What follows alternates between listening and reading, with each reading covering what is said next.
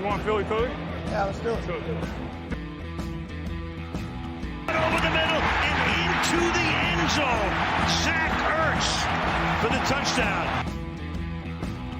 The Philadelphia Eagles are Super Bowl champions. Eagles fans everywhere, this is for you. Bonjour à tous, bienvenue pour ce 28e épisode du Fly Podcast Fly. On a tenu jusqu'à la fin de la saison, ça y est, la saison elle est finie, en tout cas pour les Eagles, certaines équipes ont droit à du rab.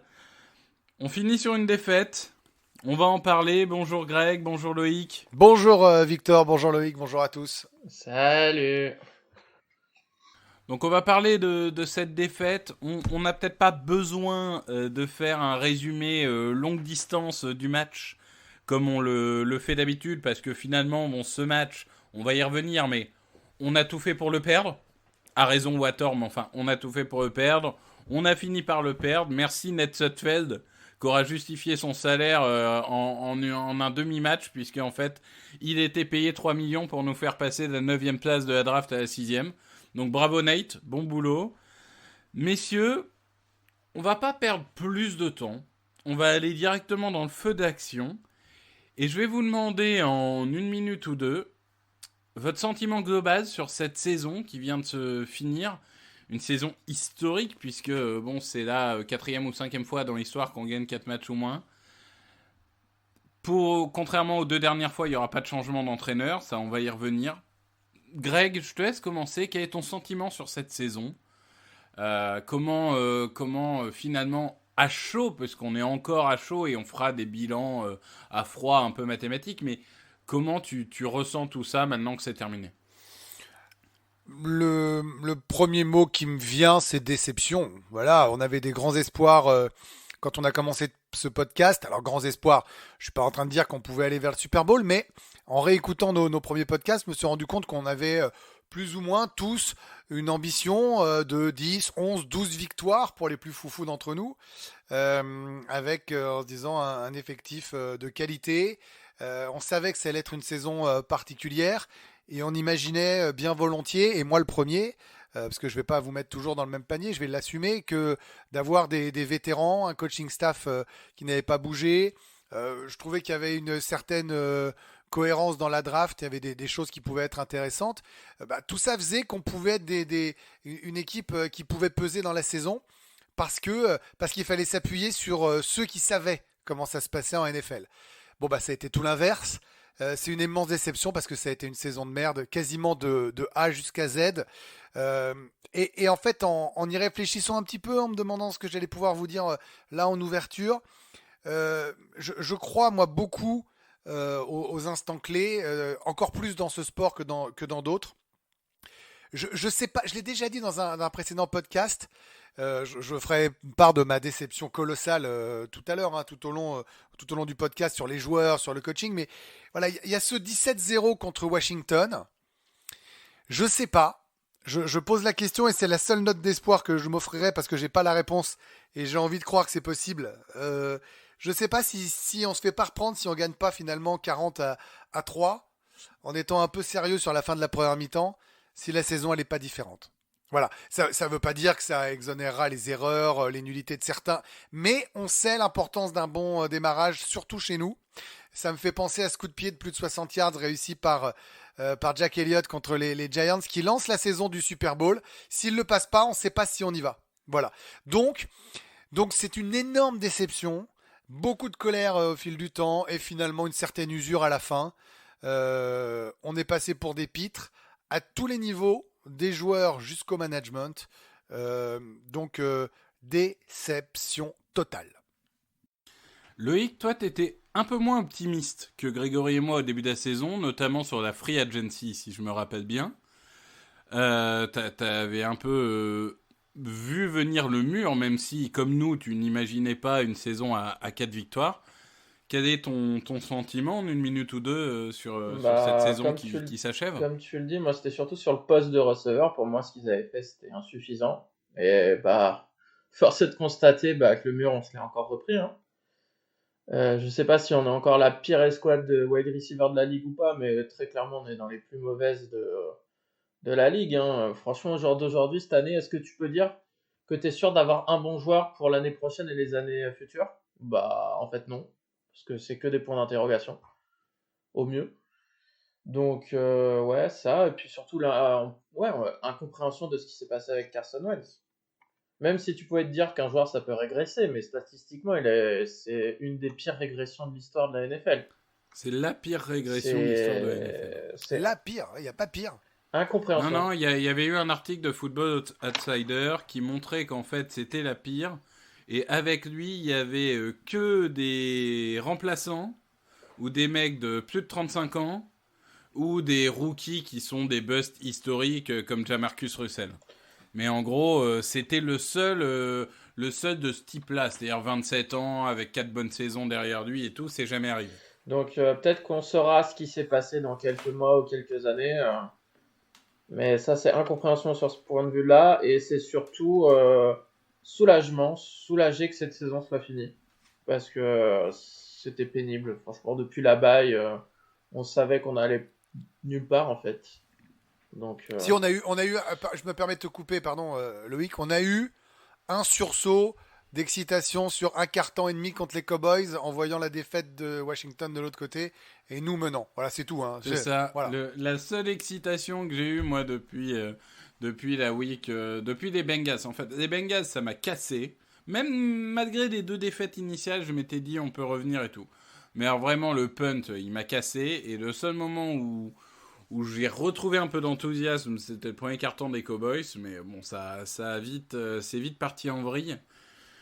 Je vais pas faire beaucoup plus long que vous, hein. Beaucoup de déceptions.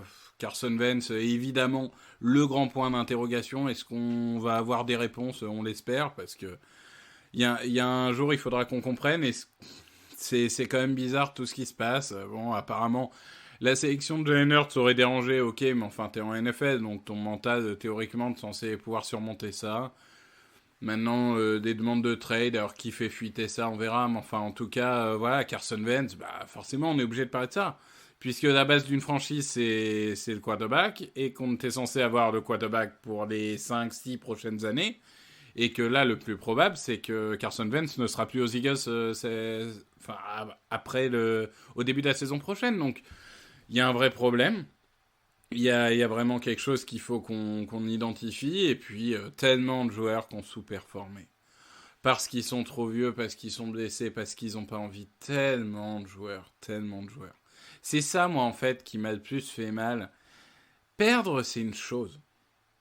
Mais perdre parce que juste t'as pas envie, j'arrive pas à concevoir. Enfin, quand tu vois, par exemple, les Bengals qui gagnent 2 matchs à la fin de la saison, les mecs, ok, ils auraient peut-être pas dû, ils perdent peut-être Penei Sewell, ils auraient été plus haut à la draft et tout. Mais au moins, les mecs, ils ont joué avec envie jusqu'à la fin. Et l'année prochaine, s'ils surfent sur cette dynamique, ils ont envie. Nous, non, on n'a pas envie, et on a tellement pas envie qu'on s'aborde des matchs. Donc, c'est décevant. C'est comme ça. Écoutez, on va faire avec. Justement, j'ai commencé à l'évoquer. Loïc, le tanking. Alors, il y a eu une mini polémique sur le fait que ça s'est vu un peu qu'on tankait, puisqu'on a mis Ned Sudfeld, qui a balancé des saucisses, et puis il y a ce faux départ de la défense qui est catastrophique. Comme vous l'avez dit, et vous avez raison, c'est le fait que ça soit en prime time, etc., ça a fait que les choses ont pris une ampleur qu'elles n'auraient pas pris si on jouait à 19h. La chose qui a rajouté quand même un peu à cette situation, et moi je vais y revenir après, mais c'est qu'apparemment, il y a quand même plusieurs joueurs qui, au moment où Sudfeld remplace Hurts, ont bien fait comprendre qu'ils n'étaient pas très contents. Et que c'était pas quelque chose qui leur correspondait. On pense notamment à Jason Kelce qui avait expliqué la semaine dernière qu'on jouait pas pour des tours de draft et que, en gros, un peu comme J.J. Watt, il avait dit si vous n'êtes pas là pour gagner, venez pas. Loïc, toi, je sais que bon, globalement t'es content de la défaite, mais qu'est-ce que tu penses peut-être de la polémique, mais surtout de l'impact que ça peut avoir sur les joueurs et éventuellement sur la culture de la franchise? Bah, les joueurs, ils se foutent un peu de notre gueule, hein, parce que vu ce qu'ils ont fait cette année, ferait mieux de fermer leur bouche. Parce qu'ils nous ont déçus toute l'année. Comme tu l'as dit, il y a des matchs, on se demandait s'ils voulaient vraiment les gagner. Donc là, je sais pas de quoi ils se plaignent, quoi. Que Kelsey aille demander des explications, il n'y a pas de souci. Mais après, qu'ils veulent confronter le coach en plein match, mais enfin, pour qui tu te prends? T'es pas d'accord? Ok, t'as les émotions, machin, mais de toute façon, t'es éliminé. C'est pas comme si tu jouais à quelque chose. Donc, Après, Kelsey, c'est un des rares qui est quand même légitime à pouvoir demander des oui, explications. Il est mais capitaine Kelsey, depuis une décennie. ben voilà. Mais il se après, bat, tu veux confronter ton coach en plein match. Moi, j'aimerais bien savoir qui sont ces joueurs.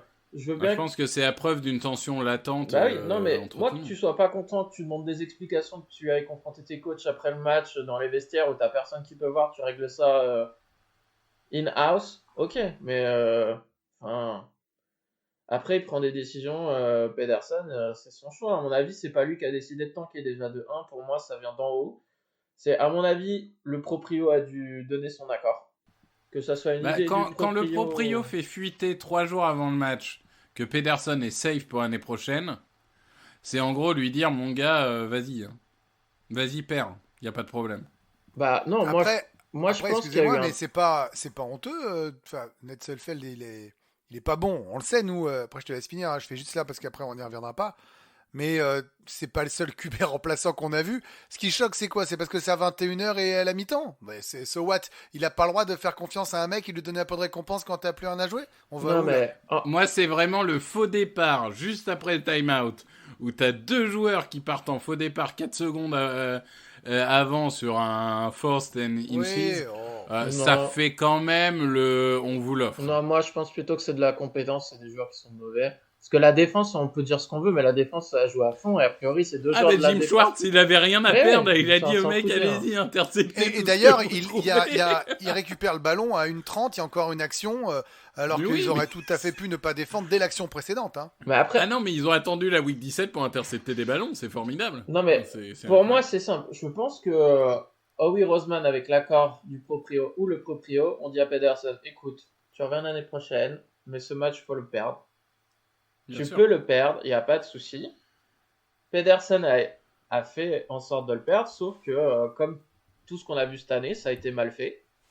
Très clairement, ça aurait pu être fait plus finement. Tu aurais mis Sudfeld titulaire dès le début de match, il n'y aurait pas eu toutes ces histoires. Parce que, voilà, tu aurais pu dire, Si, bah, tu sais très bien en fait, Loïc, tu sais très bien qu'il y en aurait eu. Parce que nous, il y en aurait j'en moins. profite. oui. Moins quand Il y même. en aurait Ouais, moins. mais il y Moins en quand aurait même eu. que le Les gens fait de t'auraient dit- sortir tes titulaires quand tu te rends compte que tu vas peut-être gagner. ouais, mais je suis d'accord. Alors c'est pas faux, mais en même temps, les mecs auraient dit ah ouais, mais vous êtes pas équitable. Vous Mais on s'en vous fout. avez Wentz et Mais- Hurts et vous mettez le troisième. Mais Oui, alors, mais peu ça, importe. tu peux dire ça de toutes les équipes en Les playoff qui Steelers, reposent leurs Les joueurs. Steelers, toi qui. Les Steelers, toi qui ils offrent animais la l'émission qualification sur aux l'équipe. Browns en mettant Mason Ouais, Rudolph. ouais, les Steelers, ils ont faussé entre guillemets la course au playoff. Parce qu'ils Ouais, ont pas alors mis comme- leurs en meilleurs même- joueurs. Ouais, Après, c'est vrai, les mais en Dolphins même temps, se sont faussés tout seuls. mais en ça, même c'est- temps, mais, en même temps, les tu- Steelers, et merci d'avoir rappelé que c'était la première sur la chaîne d'équipe, Loïc, ce qui est vrai. Il faut rappeler que Mason Rudolph, c'est autre chose que Ned Sudfeld quand même. Voilà, je trouve que c'est un meilleur joueur si on compare. Et pour le coup, ils ont joué jusqu'au bout parce que les Browns voulaient s'aborder. Non, moi, ce qui me choque plus, Mais les Euh, joueurs, excuse-moi Greg, mais les joueurs des Eagles ont joué jusqu'au bout. En l'occurrence, c'est Pedersen tout seul qui a décidé qu'il voulait pas gagner. T'as mais- pas vu des joueurs faire des choses exprès. qu'est-ce qui t'empêche? Alors, expliquez-moi pourquoi vous payez Ned Sudfeld finalement, j'allais dire aussi cher, pour ne pas le mettre du tout dans le roster de la saison vu les deux quarterbacks devant, un choix de draft et un ancien potentiel MVP, et que tu considères que le mec est tellement nul que toi ou moi on aurait pu jouer sur la pelouse. Bah excusez-moi, c'est pas. Nous, depuis le début de la saison, avec Loïc, on dit que Sudfeld est une buse et qu'on n'aurait jamais dû le signer Ah aussi non, cher. mais on hein. est tous d'accord, hein. Je dis pas le Non, contraire. Mais, Non, mais mais bon, c'est- après. En fait, pour moi, t'aurais dû le faire plus finement. Tu mettais Sudfeld titulaire dès le début. Tu faisais pas jouer des joueurs comme Graham, comme Slay, comme qui tu veux. Au moins, ça aurait été clair. Ou alors traites tu le dis à match comme un Jalen match Hurts de tomber sur le terrain, de se tenir de genoux, de l'évacuer. Non, je suis pas sûr Et que puis ça soit... après tu dis non, mais en fait il y avait rien quoi. Et l'injury report était déjà bien complet quand même. Les inactifs, Non. on en avait quelques-uns. Ah quand bah ah non mais alors ils se sont tous découverts une blessure au petit doigt. Hein. Mais, C'est Dallas Goedert, Miles Sanders, Jordan Mailata. Mais ils dès se sont dès tous mercredi, de toute découverts. façon, c'était clair. Pedersen, il a dit mercredi qu'il y avait une chance que Sudfeld allait jouer. Ensuite, tu vois le rapport des blessés. Tu vois qu'il y a Sanders, Goddard, Jackson, Jeffrey, tout ce que tu veux, la terre entière. Donc qu'on fasse pas les mijaurés à se dire oh là là, incroyable, ils ont fait exprès de perdre. Bah non, mais tout le monde savait qu'ils allaient faire Bien exprès sûr. de perdre depuis quasi une semaine. Et un dernier mot, moi je l'ai mis dans un tweet et je sais qu'avec Loïc on en avait parlé. Pardon, je sais bien, c'est pas fair play, tout ce que tu veux, je reviens pas là-dessus, il n'y a aucun débat sur ça. Je dis juste que, on n'est pas les seuls, et puis pardon, Washington est donc une équipe de play-off, une équipe qui remporte la division, qui fait finalement un bilan de 7-9, qui est pas qui est un des pires de l'histoire, égalité avec les Seahawks, pour aller en play-off, mais qui est pas non plus un moment à 5 ou 6 victoires comme on a pu l'imaginer dans cette division. Ils ont qu'à nous foutre une raclée comme tous les autres l'ont fait, en fait. Tu vois, c'est pas notre faute s'ils sont nuls, au bout d'un moment. Ah bah c'est pour ça qu'il fait rentrer Suttles, parce que Washington, en fait, le pauvre Alex Smith, je suis sûr, il a joué blessé pour rendre service, mais j'avais de Non, mais moi, Alex Smith, c'était terrible. j'avais de la peine pour lui, quoi. Il était à 30% de ses Oui. capacités, il arrivait à peine à marcher, j'avais de la peine Je pour vais lui. vous dire, en fait, celui qui a regardé le match en étant le plus heureux de tous les gens de la planète Terre, celui qui était le plus en joie, qui faisait la danse du ventre et la danse de la pluie et du soleil en même temps, c'est Tom Brady. C'est le seul. Voilà, parce qu'il va jouer cette oui. équipe de pipe. Après, moi je suis d'accord que bon, je comprends très bien que les Giants soient énervés. Après, est-ce que tu peux vraiment t'énerver de pas être en playoff quand t'as gagné 6 matchs sur 16 ? Bien sûr. Bon, il y a un moment, il fallait gagner des matchs. Par contre, moi, je suis plus inquiet que vous sur les conséquences de ce match. Je pense vraiment que c'est une mentalité de loser. Je pense vraiment que la culture d'entreprise est importante. Et ça marche pour les entreprises, ça marche pour les franchises. Et on avait une culture de battants. Qu'il pleuve, qu'il vente, qu'il neige, on se battait toujours. Et là, maintenant, ça y est, on a une culture de loser. C'est-à-dire, on perd. Et donc, voilà, félicitations. Vous jouez toujours en vert, mais vous vous appelez les New York Jets, quoi. Non, mais attends, Non, mais non, il y a un moment, mais c'est monsieur, la culture monsieur d'entreprise, Roulier, vous c'est dites on aime n'importe perdre. quoi, mais c'est faux. Mais non, Alors, mais mais c'est non. pas n'importe quoi. Est-ce que Vous aimez perdre, tant mieux. Est-ce que je peux écoutez, faire entre Greg et Victor? Je comprends les inquiétudes de Victor. Après, honnêtement, c'était une saison particulière. Ça va être encore une intersaison particulière. C'était le dernier match de l'année. Faudra voir l'année prochaine s'il y a vraiment une incidence ou pas. Moi, j'ai trouvé beaucoup plus grave de pas réussir à se battre après le 4e ou 5e match quand on avait dit que Wentz était capable de nous ramener quand on avait gagné 2 victoires de suite et qu'on n'était plus capable de le faire par la suite et lui le premier. La lose, elle s'inscrit à partir de la 6e, 7e journée et après je parle même plus après la bye quand on est incapable de faire des 4e cartons. Ça c'est de la lose. Là, Je pense lâcher, que sachant que l'assassinat de notre saison, c'est les Bengals. les Oui, gens je suis d'accord. C'est les la gens qui décision à n'ont pas 20. joué là, ils seront pas impactés l'année prochaine. Miles Sanders, il s'en fout de ce match-là. Non, je suis d'accord, mais par contre, moi, là où je pense que la mentalité du club a changé, c'est le punt contre les Bengals. Ouais, je suis d'accord. Doug Pederson, il a toujours Ouais. été connu pour être un mec agressif. Tu peux pas faire ça. Ouais, je suis À d'accord. partir du moment où tu fais ça, t'acceptes le fait que tu gagneras pas des matchs. Ça, pour moi, c'est... Et je pense que ça a donné un très mauvais signal. Ça a détruit Jack Elliott. Ça a détruit beaucoup de Ça a monde. détruit, Et je ouais, pense que ça a donné un signal affreux.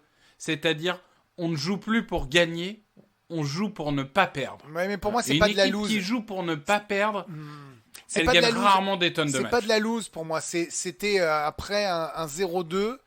Et franchement, je comprends ce que vous dites et je suis à peu près d'accord avec vous. Je conteste pas sur ce point-là. Je dis juste que derrière, on arrive à gagner des matchs et à un moment, on est à 3-4. Dites-moi si je dis une bêtise. Non, mais... Greg, Et donc, du ouais. coup, ça n'a pas tant impacté que ça parce que tu gagnes des matchs. mais regarde les matchs que tu gagnes aussi. Hein. Oui, mais C'est, comme d'habitude, l'an dernier, c'était pareil. tu gagnes des matchs contre des QB pourris, c'est tout. Tu joues contre le 3e QB des Cowboys, là, je sais plus comment ils sont fait. Là, On remerciera Ben DiNucci. DiNucci, tu joues contre 2020, rest in peace. Enfin, peut-être qu'on fera... Merci pour tout ce que tu as apporté Ouais, à Non, la mais franchise. on a battu, ouais, alors c'est vrai qu'on bat les Saints, ils ont pas de Drew Brees, mais enfin bon, c'est quand même les Saints. On a eu quelques fulgurances, mais Bah, notre seule victoire de prestige, c'est les Saints. Hein, on a globalement. failli taper les Cardinals. Bon, finalement, ils y vont pas, donc. Bah après, Ouais, bah, tu pourras marquer ça sur la Ouais. pierre tombale de la saison. On a Ouais. failli battre les Cardinals. bah, C'est bien. après, je sais pas si on doit en D'ailleurs, les parler... Cardinals sont même pas en playoff tellement ils sont talentueux. Je sais pas si on doit en parler maintenant ou dans un prochain podcast, mais on en parle du fait que l'attaque des Eagles, c'est l'une des 2 seules de la ligue avec les Jets à pas avoir marqué 30 points sur la saison.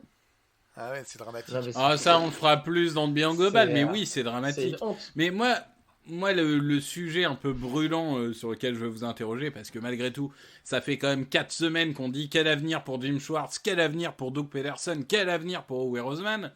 On a des réponses. Elles font pas forcément plaisir, mais on a des réponses. Jim Schwartz s'en va. Je sais plus si on l'a évoqué au dernier podcast, qu'on l'a appris il y a quelques jours. Donc Jim Schwartz va ou prendre sa retraite ou prendre un an loin des terrains, comme il avait fait d'ailleurs avant de prendre les Lions, je crois. Entre les Bills et les Eagles, il avait fait ça. Ah oui, c'est ça. Donc changement de coordinateur défensif. Est-ce qu'on aura un coordinateur offensif ? On ne sait toujours pas.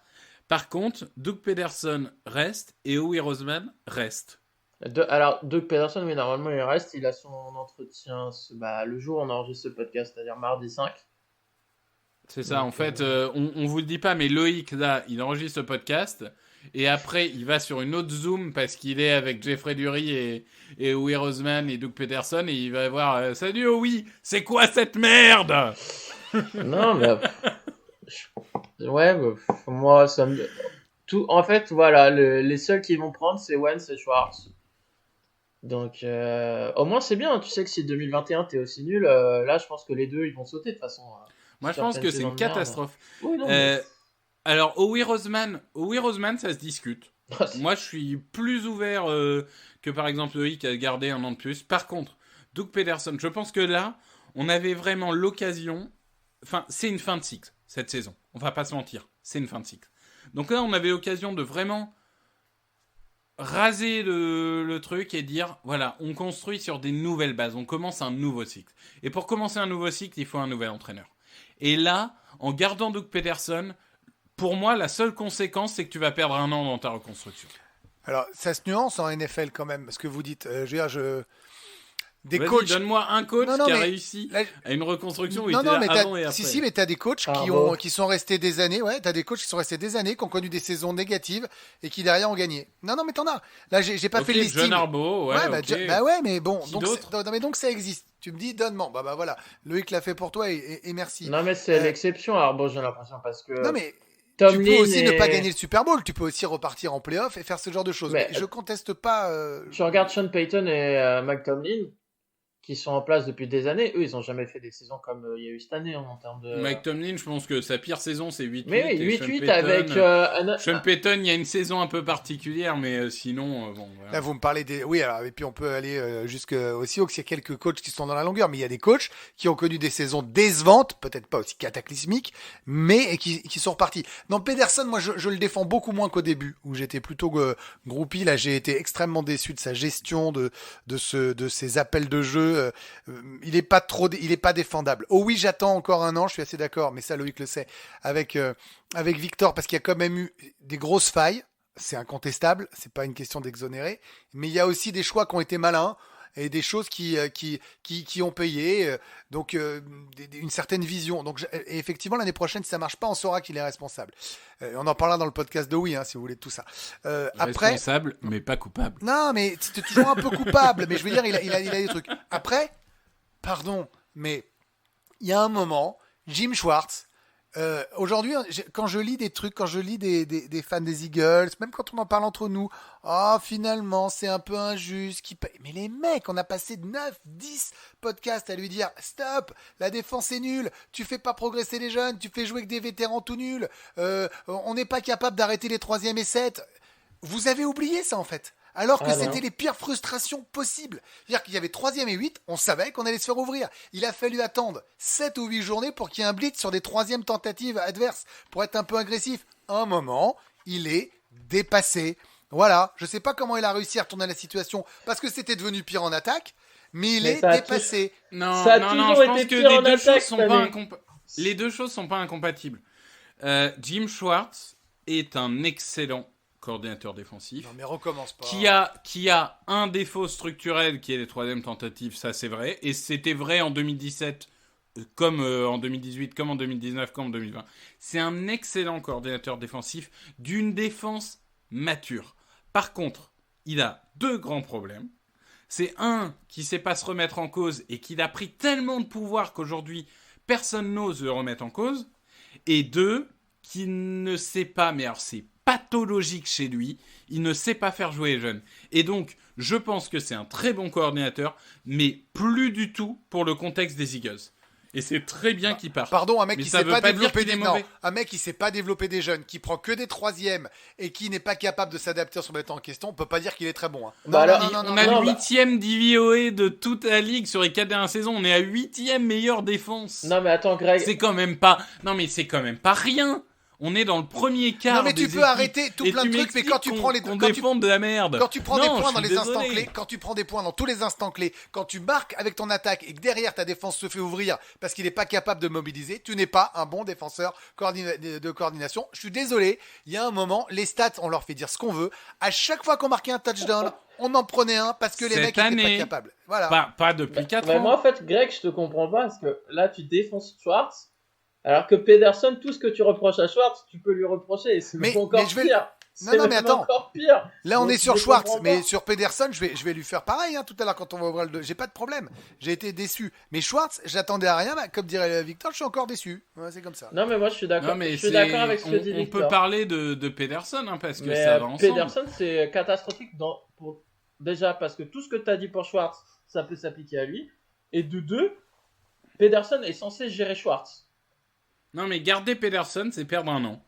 Et surtout, alors, vraiment, s'il nous refait le coup de pas prendre de coordinateur offensif, alors là, je vais péter un câble. Moi, je veux bien garder Pederson, mais alors, on prend un coordinateur offensif, et c'est le coordinateur offensif qui fait les play calls. Bah, Mais je sais que ça arrivera pas. Hein. Si, Je sais. si Roseman n'est pas Mais- capable d'imposer ça, il peut prendre n'importe qui. Hein, parce qu'à un moment donné, si Pederson n'est pas capable de faire son job de coach, c'est pas que sur le terrain et les joueurs.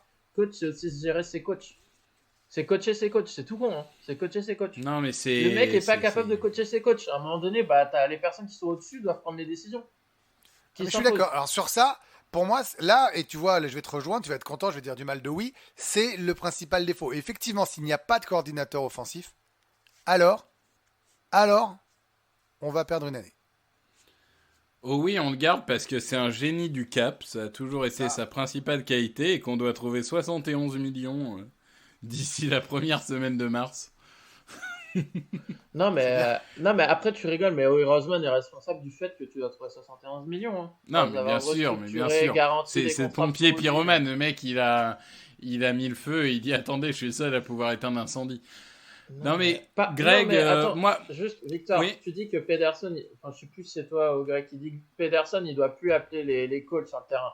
Mais Howie Oui. Roseman, il doit plus décider de la draft, de la free agency, machin. ouais, enfin la draft, même quand c'était Joe Douglas, c'était de la merde quand Ouais, même. Hein. mais C'est- justement, faut Nous, que on tu a un te- problème. Non, on a un problème. À un moment, le general manager aujourd'hui ne scoute plus. Il est plus le director of scouting comme c'était le cas il y a 10-15 ans. Donc il y a un moment, il faut aussi remettre en cause l'équipe des scouts. Ah bah non, je suis Enfin, pas je veux d'accord. dire, c'est pas le GM des Steelers qui trouve un receveur extraordinaire au troisième tour à chaque Bah fois. ouais, mais C'est pas, il y a un moment, c'est les scouts. Donc il y a un moment, c'est bien de tout mettre sur oui, mais dire que les drafts sont merdiques, bah dans ce cas-là, c'est aussi la faute de Joe Douglas, c'est aussi la faute des scouts. non, mais c'est sûr. Dire que mais, c'est toute la faute de oui, mais non, quand- il y a un moment, quand t'as des le dizaines, general manager aujourd'hui, il regarde pas les cassettes comme à l'époque. quand chaque année après la draft, t'entends dire que tel joueur a été choisi par Howie, qu'il a préféré choisir lui-même que de suivre ses scouts, mais à un moment donné, il y a quelque chose qui va pas. Donc soit il fait pas confiance aux scouts et il considère qu'ils font pas leur job, dans ces cas-là, faut qu'il dégage. Soit il a juste décidé qu'il était plus intelligent que les autres. Bon, moi j'ai fait le tour sur Doug et Howie. Oui, non, Est-ce c'est que vous bien. avez des choses à rajouter? Non, mais j'espère juste, comme il va rester, qu'il va être capable de se remettre en question. Voilà. S'il ne le fait pas et que ça démarre mal, faudra pas hésiter. Mais alors, je vais même vous le dire, faudra pas hésiter à le dégager très tôt, quitte à te remettre en question.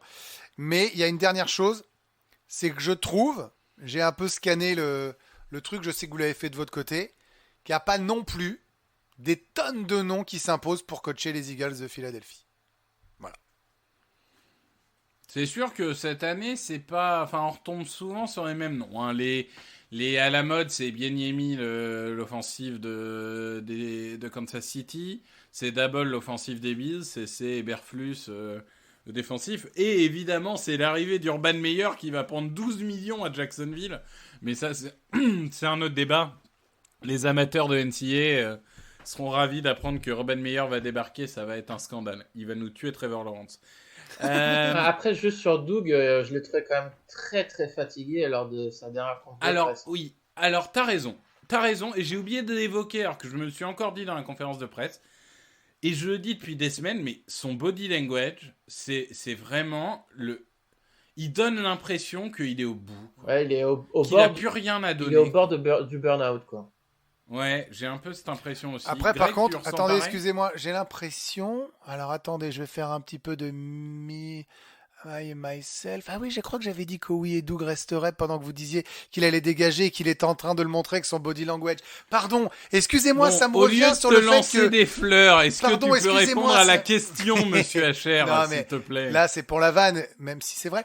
La vérité, c'est que c'est dramatique même de parler comme ça. Et pour le coup, je travaille dans les médias depuis suffisamment longtemps, je crois suffisamment de coachs, je connais suffisamment la chose pour comprendre ce que vous dites et aller dans votre sens.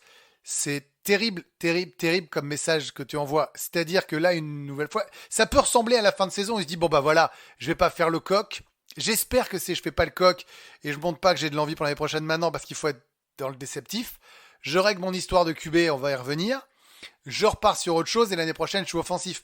Mais effectivement, si dès les premières interviews, les premières confs de presse du camp de l'année prochaine, c'est pareil, ah là, on est mal. Ah oui, là, on est mal. Ah, c'est sûr. Là, j'ose croire que c'est pour montrer qu'il est affecté par la situation. Non, mais après, Bon, et Jean-Michel, transition, tu nous offres un pont, une péninsule pour notre prochain sujet.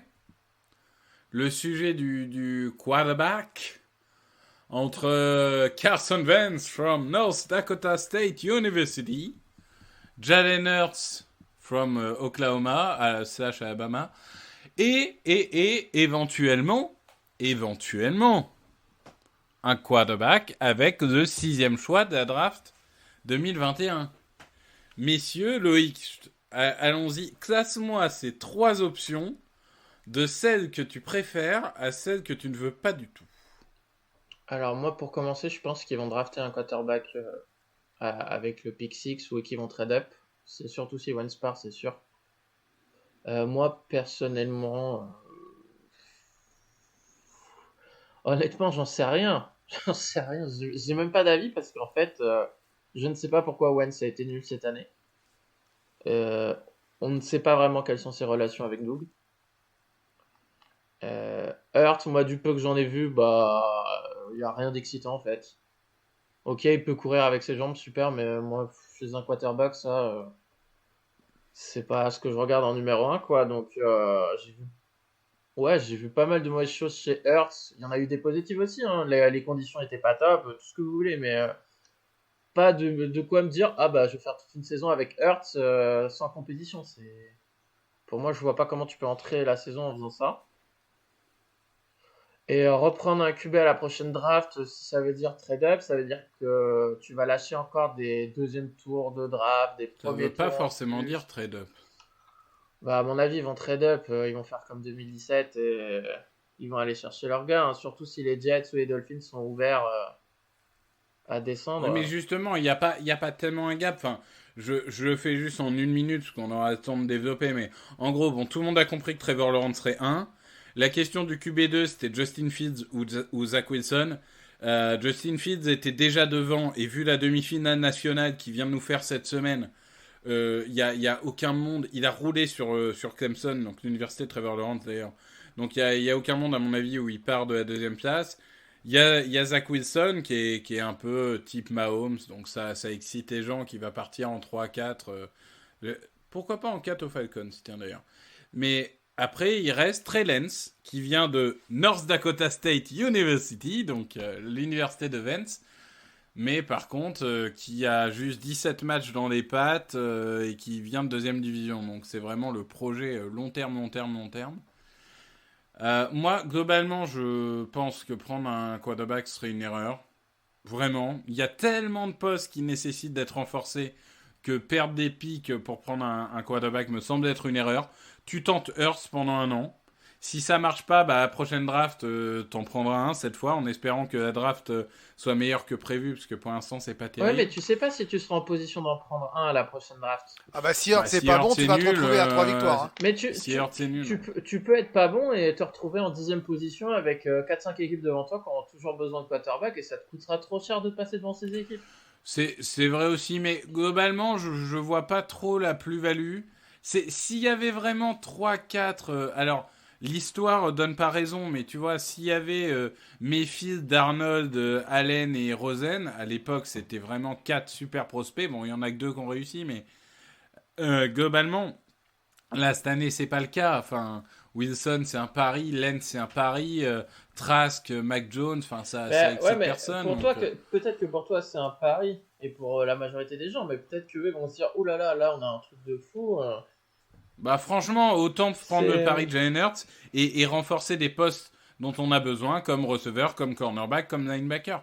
Ouais, Donc mais non, moi franchement, moi, je pense qu'il faut... quand tu prends les décisions depuis que Roseman est revenu en 2016, tu te rends compte que la majorité des plus gros investissements c'était quarterback. Oui, toujours agressif là-dessus, mais moi j'y crois Donc, pas, Greg.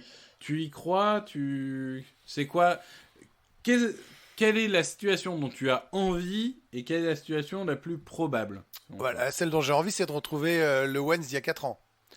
Ouais, on est tous d'accord, mais ça Ça, c'est n'arrivera celle. pas. Non, mais si tu me demandes quel est ce que. Ouais, Si oui. t'as la Non, possibilité bien de garder sûr, bien Wentz sûr. en comprenant comment le réparer, Ah bah oui. j'ai oui. beau dire bébé Jalen, tu prends le Wentz qui faisait sa saison de MVP. Tu vois, là, ce gars-là qui est, je ne sais pas où, hein. Je sais pas où il est, hein, très, très Le franchement. problème, c'est que maintenant, ça se balance plus des rumeurs d'un camp et de l'autre sur les trades, etc. Non, mais que, ça, le ça c'est travaille, c'est quoi. un fait. Moi, je réponds juste à ta question Oui, qui était bien sûr, bien intéressante. sûr. Mon choix numéro 1, c'est de retrouver le Wentz qu'on a connu. Et même le Wentz de la fin de saison dernière. Hein. Je te demande pas le Wentz MVP. Ça, pour moi, c'est celui qui démarre la saison tous les jours. J'ai petit désaccord avec Loïc sur Jalen Hurts parce je crois qu'il faut pas oublier le contexte. Je crois qu'on a vu les rares moments d'excitation, et c'est pas rien quand même en NFL, parce que ça reste aussi un sport spectaculaire, et j'en parle plus facilement que j'ai pas besoin de le survendre comme à la télé, le côté spectaculaire avec vous qui êtes des pontes. Le truc, c'est que je trouve que ce gamin a un truc. Voilà, je continue de le penser. Courir, c'est pas neutre. Moi, c'est mon style de quarterback. On a déjà évoqué nos désaccords à tous les trois sur ce qu'on aimait. Enfin, c'est pas un désaccord sur les styles en tout cas qu'on aimait. Moi, c'est ce que j'aime. Je pense qu'il ne peut que progresser à la passe et en précision. J'aime ses prises de décision, son calme. Et si tout le monde retrouve ses esprits, Pederson en premier, et qu'on trouve une escouade de receveurs, parce qu'il a joué quand même sans receveur, sans coach inspiré, dans un contexte de merde, avec un match où on le sort à la mi-temps, mais dès qu'il a fallu que ce soit un peu solide sur le premier et le deuxième match, il était là, et ça pour moi c'est pas neutre. Donc première Moi, je suis option, d'accord avec toi. voilà. Première option, Je suis d'accord Carson avec toi. Wentz au sommet de sa forme. Carson Wentz est cassé, il veut partir. Jalen Hurts des 2 premiers matchs, celui qui à mon avis il vaut plutôt que celui des 2 derniers. Ça j'ai pas de débat. Pour moi c'est ce gamin, c'est ça. Et drafter un QB, ben non. Je dis pas que oui, il veut pas le faire. Hein. J'entends ce que dit Loïc, hein, parce que ça c'est intéressant entre ce qu'on veut et ce que lui va faire. C'est pas impossible qu'il le fasse parce que c'est QB Factory. Ah mais moi c'est pas ce que je veux, mais c'est Oui, vu tout mais- ce mais- qu'il a mais- fait, c'est QB ça serait la Factory. logique. Mais je pense que Hurts Il lui a enfin avoué qu'il regrettait d'avoir dit QB Factory. Oui, c'est pour ça qu'il le fera pas à mon avis, et que je pense qu'ils ont aimé ce qu'ils ont vu de Hurts et qu'ils voient les mêmes choses que Victor et moi. J'entends tes réserves, hein, Loïc, je me mets pas en opposition. Je pense qu'ils ont aimé ça, et que je pense que ça coûte rien de partir avec le contrat de Hurts, et si c'est la belle surprise, t'es bien, et qu'il a montré assez. Et enfin, il n'y a pas de QB à part Lawrence, générationnel, qui s'impose. Donc, prends un super wide receiver, prends un super CB, je m'en fous. Prends un joueur d'impact, prends un impact player. Voilà. Moi, je suis d'accord avec ça. Moi après Greg, tu dis que tu veux garder Wentz, mais on est d'accord que si garde Wentz, Hurts doit partir. Ah bah oui. Ouais, par contre, tu peux pas garder les Tu deux. peux pas Bah, garder les deux. C'est Ça pas possible. ça dépend du prix, mais je pense qu'ils le feront pas. Moi, je. Bah, Après, c'est- ça dépend aussi de si vraiment c'est Jalen Hurts à cause des... Voilà, enfin, c'est ça. Est-ce que vraiment Vance a brillé à cause de la sélection clé, de Jalen c'est- Hurts parce que... Est-ce que c'est 2 choses? Excuse-moi, je te coupe Victor parce que c'est est-ce que si c'est ça, tu dis à Wentz, oh pardon chaton, pardon, reprends les commandes, c'est quand même faire signe de faiblesse. Donc c'est difficile. 2, c'est te dédire sur ton choix de Jalen Hurts en disant oh pardon, je t'ai pris en pick 2. Alors c'était de la merde en fait. Tu dégages au bout d'un an parce qu'on va redonner les clés à Carson Wentz. Donc ça servait à quoi? Et c'est ce qui me fait dire qu'ils vont donner les clés à Jalen Hurts. Mais ce qui est sûr, c'est qu'ils sont capables du pire. Donc maintenant j'ai bien appris cette année. Hein. Mais pour moi, le pire, c'est de garder les deux. Et peu importe lequel est titulaire en début de saison, dès qu'il va faire une mauvaise passe, dès qu'il va faire un mauvais carton, dès qu'il va faire une mauvaise mi-temps ou un mauvais match, tu vas avoir tous les fans qui vont hurler pour un changement de quarterback. Tu sais très bien comment ça se passe à Philly. Les années False One, c'était comme ça tout le temps. Donc là, ça serait encore pareil. Oui, mais moi, tu sais que j'aime bien avoir... Ce que j'aime pas non plus, c'est quand tu dis ils vont se désavouer et tout, mais parfois, c'est aussi preuve de maturité de se désavouer. Mais oui, faut savoir. De dire, ok, j'ai fait une connerie. Ma connerie, je la répare. Oui, ça, je suis d'accord. Mais là... Carson, j'ai fait une connerie. Ouais. Et pour te prouver qu'on croit en toi, j'échange Hurts contre un 3e tour ou un 2e tour, voilà. Et on continue avec toi. Malheureusement, il vaudra sur les 4 matchs qu'il y a eu, personne te donne un 2e tour. Hein, on va être honnête, hein, on donne un 3e. Un 3e. 3e si tu l'as. 3e oui, 2e j'ai un doute. Qui est capable de donner. Oui, mais au pire, on l'a pris en fin de 2e tour. Si on prend un milieu de 3e tour, au pire, on aura perdu 20 places. Quoi. Mais il y a quand même cette notion que moi j'aime beaucoup. Je sais que vous n'aimez pas du tout. Je sais qu'une grande partie des fans des Eagles et de la NFL n'aiment pas ça. Moi, j'aime l'idée d'avoir 2 quarterbacks. Mais il faut que ça se passe bien entre eux.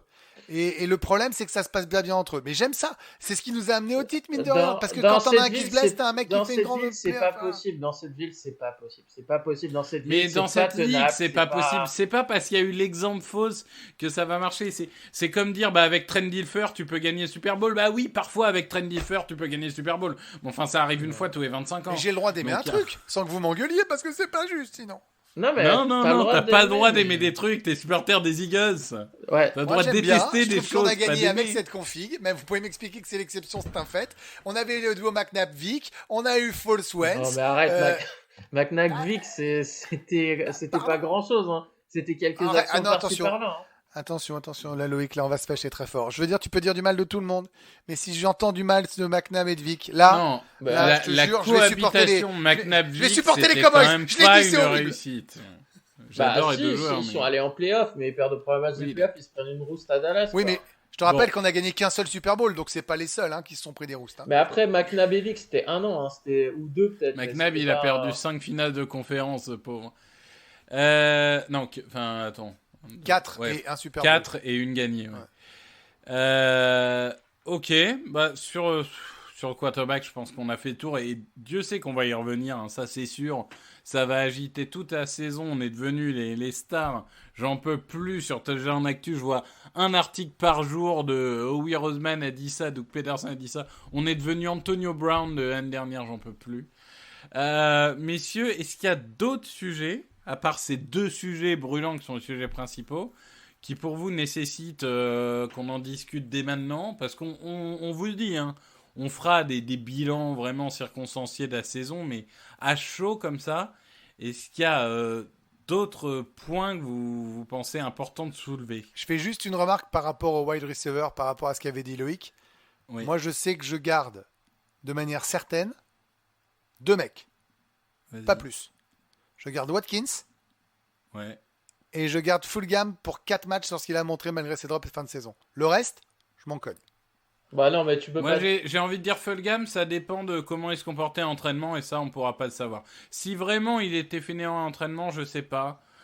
Mais en effet, ça me choquerait pas de garder. Par contre, tiens, Loïc, moi j'ai un sujet pour toi. Attends, il voulait me répondre sur ça. Tu viens de me le donner.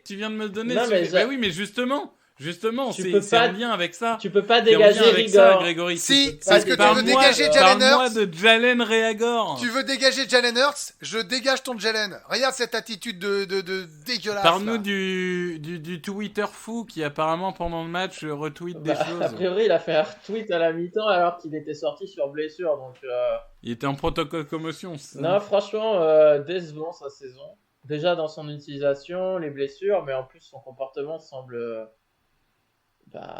pas le comportement adapté pour être joueur de professionnel en NFL, quoi. Donc, je pense qu'à un moment donné, il va falloir un coach qui le prenne qu'il le prenne dans le blanc des yeux et lui dise écoute, mec, t'arrêtes ou tu dégages. Parce qu'à un moment donné, c'est pas possible de continuer comme ça, quoi. Mais clairement, il sera dans le roster de l'année prochaine. Non, mais il y sera, bien sûr. Je fais ça par provoque et parce qu'on est entre nous et que tu as dit du mal Mais, de bébé Jalen, donc je dis du mal de ton bébé Jalen. Mais moi, mais, j'ai aimé Watkins et c'était une bonne pioche, tu vois. Non, mais Et Greg, tu peux pas dire que c'est une bonne pioche alors qu'il a fait 3 plays dans l'année. Oui, c'était intéressant ce qu'il a montré, mais ça reste ouais, un 6ème tour de draft. Donc, d'accord. si Et tu bah donc recrutes donne-lui 5, plus de plays, comme ça tu verras plus de bons plays. bah, il avait une opportunité. Hurts n'a pas été capable de lui envoyer le ballon. À un moment donné, Hurts, moi je veux bien qu'il ait montré de bonnes choses, mais le nombre de big plays qu'il a loupé avec Rager et Watkins, il y en a un paquet quand même, hein. Donc, Ouais, mais il en a plus réussi que l'autre avant, donc bah c'est plus ouais, ah bah compliqué. ok, d'accord, Ah bah il a ouais, été ah bah moins ouais, pire ouais, que le ouais, moins ouais. gars d'avant. Bah Ah ouais. bah ouais, ah bah ouais. Le camembert qui va dire au Roquefort, bah tu pues plus que Ah, moi, oh là super. là. Non, Ouais. franchement, je trouve que c'était Non, un faut bon pari. arrêter, Et moi, hein. sur ce que j'ai vu ce mec-là, ça m'a plu, Watkins. Je te le dis. Mais S'il oui, faut trouver mais il est voilà. jeune, mais tu sais pas si tu peux t'appuyer sur lui sur chaque Je match. t'ai pas dit ça, je t'ai dit que tu le gardais pour le développer. Pas pareil. Oh, bah ok, super. Mais en attendant, t'as besoin de joueurs sur qui tu vas pouvoir t'appuyer l'année prochaine. Et en receveur, bah pour le moment, t'en as pas. Mais c'est pour ça que moi, j'ai pas de problème. Est-ce qu'il parlait, Victor, de le droit de dire, oh bah j'ai fait une connerie. Et ben moi, sur Reagor, t'as le droit de dire que t'as fait une connerie et t'as le droit de prendre un des deux wide receivers qui arrivent, même si c'est des paris. Et je vais te dire, la seule chose qui va défendre Reagor, c'est que il paye, je pense, le fait que la draft de receveurs extraordinaire qui avait lieu l'année dernière, bah ils sont tous bons, quoi. Sauf lui. Non, bah il paye parce qu'il a été Il paye poussé, Jefferson. il a pas assez produit parce que ses QB étaient mauvais, mais lui aussi était mauvais. Quand tu fais des tracés en marchant, je suis désolé, t'aurais dû être benché, c'est tout, hein. Ouais, et puis je rappelle qu'il fallait pas prendre Jefferson pour Victor. Enfin bon, parce qu'on va pas faire que tous les deux, hein, Loïc. Il a le droit aussi de prendre dans la tronche. Moi, hein, papa. j'ai hâte de cette off-saison parce que je trouve qu'on est là. Je vous écoute, on est bien en forme là. Là, moi, j'aime cette ambiance. Parle-nous de J'aime Jefferson, ce côté toi. ring de Vas-y, boxe. parle-nous de Mais- Justin Jefferson. Vas-y. Mais oui, je peux te parler de Justin Jefferson. J'aimais pas Rager non plus. Moi, je voulais absolument pas prendre Rager. J'avais Jefferson au-dessus de Rager dans mon big board, mais je voulais aucun des deux en 21. Après, on en parlait un peu avant l'émission. Il y a dans le podcast Move the Sticks, il y a Daniel Jeremiah et Bucky Brooks qui parlaient un peu. Et ils expliquaient dans les processus d'avant-draft, ils disent, bon, vous les fans et nous les journalistes, on a les cassettes pour évaluer les joueurs, mais ce qu'on n'a pas, c'est des interviews. Où les mecs, on leur dit, bah, c'est quoi votre rythme de vie, c'est comment vous vivez, comment vous concevez ça, quelles sont vos valeurs, etc. Donc plein de choses dont tu peux parler avec les joueurs pendant 1-2 heures. Et ça, Daniel Jeremiah, qui a été scout et qui est même passé par les Eagles, hein, disait c'est aussi important que les performances sur le terrain. Et moi, quand je vois Jalen Reagor, c'est là où je veux en venir, qui tweet à la mi-temps, ou quand je vois un André Dillard qui fait que pleurer toute sa première saison rookie, est-ce que notre principal problème, ce serait pas, non pas l'identification du potentiel, parce que Reagor, il a autant de potentiel que Jefferson. Jefferson, il bénéficie aussi beaucoup du système Vikings. Il est excellent, hein, mais il bénéficie d'un système très, très friendly. Est-ce que notre problème, c'est pas, non pas l'évaluation de potentiel, mais l'évaluation de la personnalité des joueurs? Est-ce que c'est pas ça notre principal problème? Bah, Parce que quand Reagor se comporte comme ça, quand Dillard se comporte comme ça, et alors autre chose, c'est Jalen Hurts. Bon, Dieu sait que pour le coup, ça a l'air d'être un bon gars.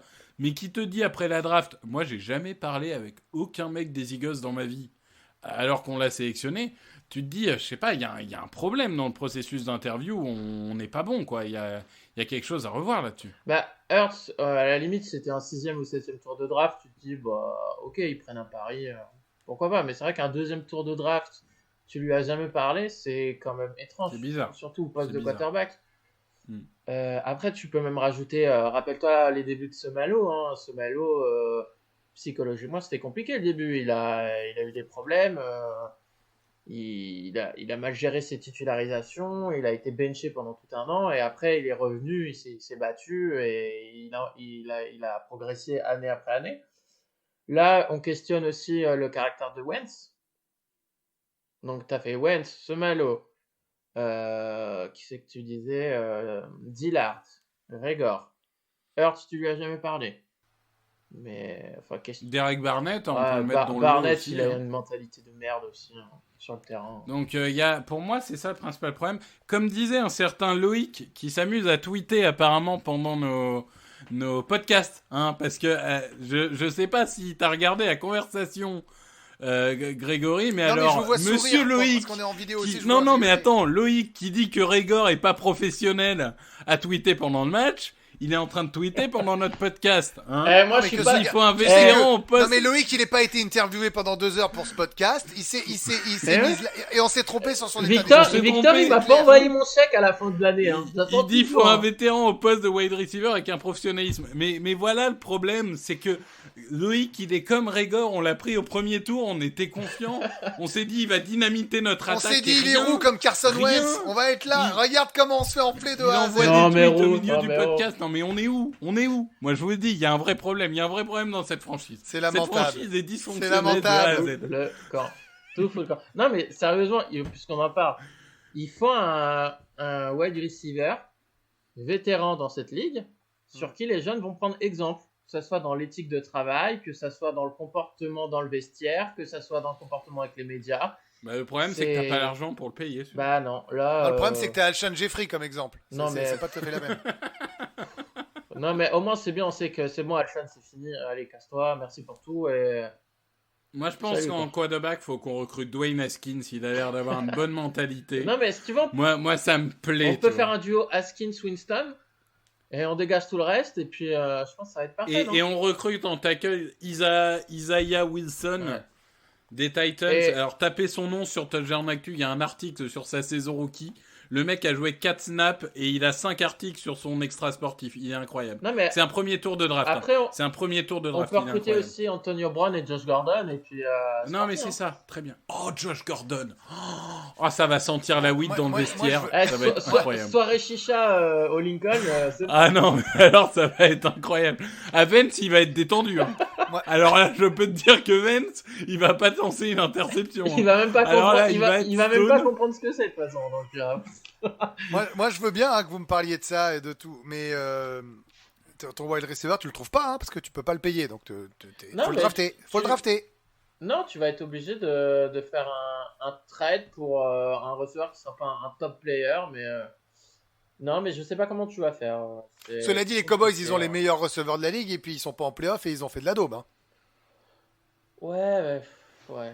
Mais au moins ils ont des Ah. playmakers, tu vois. Donc, après, ils ont eu toute leur ligne blessée et Dak s'est foutu en l'air au bout de 3 semaines. Donc, Et évidemment, là c'est plutôt, mais en l'occurrence, c'est bien la preuve que c'est pas malgré tout ce poste-là, c'est terrible à dire, hein, qui t'envoie. Il faut pas qu'Anthony Maungu m'entende, mais c'est pas ce poste-là qui t'envoie en playoff. Après, juste pour revenir sur la draft et ce que ça me fait penser. Pour ceux qui disent, ouais, ça sert à rien de gagner 3 places dans la draft. Ouais, je peux pas comprendre l'argument. Je sens que je vais pas aimer ta logique. Ouais, Non. je te vois venir là. Je crois que je vais pas aimer du tout ta Je logique. peux mais- comprendre ton. Non, mais je comprends l'argument de 3 places. Mais déjà, il y a deux choses. La première, c'est est-ce que vraiment, si c'est le propriétaire qui a demandé de tanker pour 3 places, est-ce qu'on tank vraiment pour autre chose qu'un quarterback? Est-ce que tu vas vraiment. Est-ce que ça change beaucoup de choses pour prendre un receveur ou un CB si t'es 6 ou 9? En receveur, je pense que oui. Oui, moi je pense que ça change beaucoup de choses parce que c'est un top 10 tellement incertain avec les opt-out que si t'as une cible, même hors quarterback, t'es peut-être content d'être en 6 pour être presque sûr de l'avoir. Et après, pour les 3 places, si l'année dernière t'avais eu 3 ou 4 places de plus, t'aurais pris 6. T'avais CD Lamb. T'avais Non, 6 mais Lamb, ben on serait pas D'accord. dans ce bordel. j'ai très bien ta logique, mais enfin, je vais te sortir un nombre de drafts Oui, où le t'as numéro des- 6 est devenu un bust et le numéro 9 est devenu un pro bowler. Sur ces dernières Et, années, c'est pas trop le cas. Sur les dernières années, moi j'ai vu ces dernières années au numéro 6, à part les Giants qui ont fait n'importe quoi en 6 et en 9, globalement quand tu piques en 6, c'est quand même un peu mieux qu'en 9. Et t'as des bons joueurs. Et une fois de plus, C'est CD Lamb. Attends. En 6, c'est Daniel Jones. Hein. Ouais, c'est pour ça que je dis hormis les Qu'on soit Giants. clair. C'est pour ça que je dis hormis les Ouais. Giants. Ah oui, d'accord. Parce que les hormis Giants, James, ils ont d'accord. pris Daniel Jones en 6 et en 9, ils avaient pris leur tackle dégueulasse, je crois. Comment il s'appelait Leur ce- tackle.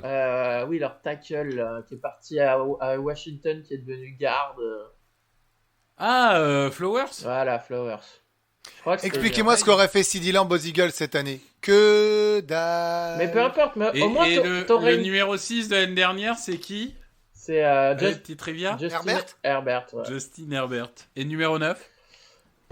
Anderson. numéro 9. Non, Eh, ouais. pas mal. CJ Anderson, qui fait une bonne saison d'ailleurs aux Jaguars. Mais du coup, qu'est-ce que j'allais dire? Bon, je sais plus. Bah, t'allais dire que T'as- si ça t'allais- montait en t'allais nous 6, dire Ah, c'était si, pour si. faire un trade-up, c'est ce que t'allais dire. Non, mais CeeDee Lamb, même s'il n'avait pas fait grand-chose cette année aux Eagles, au moins tu sais que tu pourrais compter sur lui sur les années à venir. Reagor, au final, tu sais pas. Reagor, tu sais pas. Ward, tu sais pas. Watkins, Hightower, ça reste des 5-6e tours de draft. JJ Arcega-Whiteside, faut-il vraiment en parler, même s'il fait 2 catchs pour 30 yards, c'était incroyable. Dont un catch vraiment dur, hein, on va quand même le dire. Il a fait un catch, j'ai pas compris comment il a fait. C'était un match Non, mais tellement Mais improbable. tu sais que ça m'a foutu les boules. Je me dis, mais c'est quoi tu sais que c'est le joueur. Allez, je vous le dis, hein.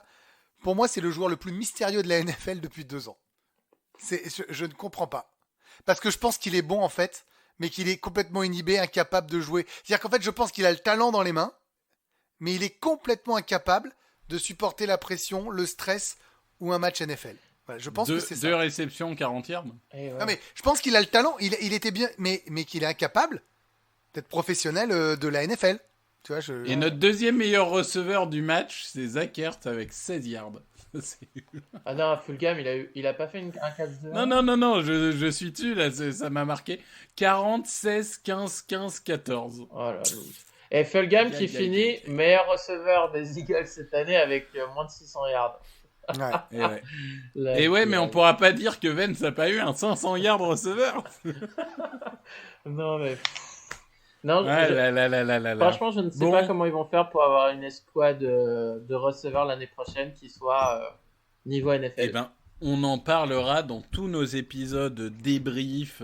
Alors, là, on va arriver un peu en conclusion. On va un peu parler d'avenir. On n'a pas encore défini le planning, forcément. On va plus forcément être à une fois par semaine jusqu'à la draft. Ça dépendra un peu des activités, des périodes, parce que va y avoir des moments creux. Hein, donc, on va en profiter pour faire le bilan. On parlera de la free agency, on parlera de la draft. Et on aura tout le temps de construire et déconstruire ce roster dans la limite du possible. Le cap étant un peu un enjeu. Je sais que Loïc, tu as commencé à beaucoup travailler là-dessus. Et je pense que ça peut être un axe très intéressant du prochain podcast, parce que ça fera partie de la reconstruction. Messieurs, est-ce que, en conclusion, un petit mot de... On va dire, quelle est votre principale attente de cette intersaison? Là, c'est quoi? C'est régler le problème de quarterback? C'est Bah, les squads de receveurs? C'est en conclusion. S'il fallait une chose, là, on vous dit, il y a une chose qu'il faut faire dans les prochains jours, c'est la priorité pour vous? les coachs. Ouais, Les les coachs. coachs. Les coachs, il faut régler cette histoire, parce que tu peux rien faire sans ça. C'est Ouais. ce qui va te faire choisir certains joueurs s'ils travaillent ensemble tous. Parce que... Et alors, oui, non, un coach offensif, un coordinateur offensif? Ah Tous bah, les jours. bon, bah, Tous les jours. Oui. Là, Bon, mais, on est tous là, on va d'accord tous là-dessus. attendre de voir ce qui va se passer avec le coaching staff. Et après, on parle de Jim Swartz, de Doug Peterson, mais je vais le rappeler comme les semaines précédentes. Mais le special team coach, il doit partir. Il faut aussi injecter du 109 là. Tu peux pas avoir des special teams de ce niveau, quoi. À un moment donné, c'est pas suffisant. Et non, mais en fait, si tu as des bons coachs, même si tu n'as pas des bons joueurs, ces coachs, ils peuvent faire surperformer, entre guillemets, ces joueurs, même s'ils n'ont pas un plafond très haut. Je suis d'accord. Si tu as des coachs qui sont pas bons, bah on l'a vu cette année, hein.